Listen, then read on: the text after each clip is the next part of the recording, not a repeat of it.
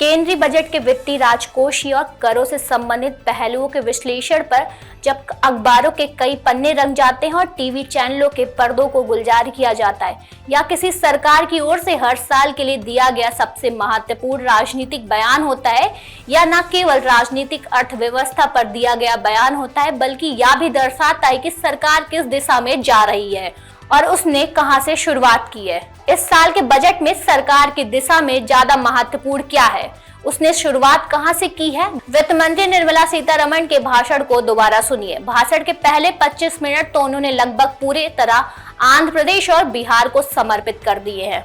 अगर आपको लगता है कि आपने पूरे भाषण का करीब 1/4 हिस्सा कुल 28 में से केवल 2 राज्यों को देकर उन्होंने कुछ अति कर दी, तो आप इसके राजनीतिक संदेह को अनदेखी करने का जोखिम उठा रहे हैं। मोदी सरकार ने अब तक के 10 बजट भाजपाई बजट रहे, लेकिन इस साल का बजट उनका पहला गठबंधन एनडीए बजट है। साथ ही तमिलनाडु, कर्नाटक, तेलंगाना, हिमाचल, पश्चिम बंगाल और झारखंड के मुख्यमंत्री ने बजट का खुलकर विरोध किया। इन मुख्यमंत्रियों का कहना है कि 2024 का केंद्रीय बजट सिर्फ 2 राज्यों के लिए ही बनाया गया। मुख्यमंत्रियों में सबसे पहली प्रतिक्रिया झारखंड के सीएम हेमंत सोरेन की आई। सोरेन ने कहा कि राज्य से जो पैसा केंद्र ले रही है उसे भी नहीं दे रही, जिसके बाद तमिलनाडु के सीएम एम.के. स्टालिन सामने आए। स्टालिन ने कहा, बजट सिर्फ 2 राज्यों के लिए बनाया गया। हमने आपदा से निपटने के लिए 36,000 करोड़ रुपए की मांग की, लेकिन सरकार ने सिर्फ 236 करोड़ रुपए दिया। तमिलनाडु पिछले 3 साल से मेट्रो बजट की मांग कर रहा, लेकिन केंद्र इस पर भी कुछ नहीं बोल रही। कर्नाटक के सीएम सिद्धारमैया, तेलंगाना के सीएम रेवंत रेड्डी और हिमाचल के सीएम सुखविंदर सुक्खू ने भी बजट का विरोध किया। एम.के. स्टालिन के साथ साथ इन तीनों ही मुख्यमंत्रियों ने नीति आयोग की बैठक का बहिष्कार किया।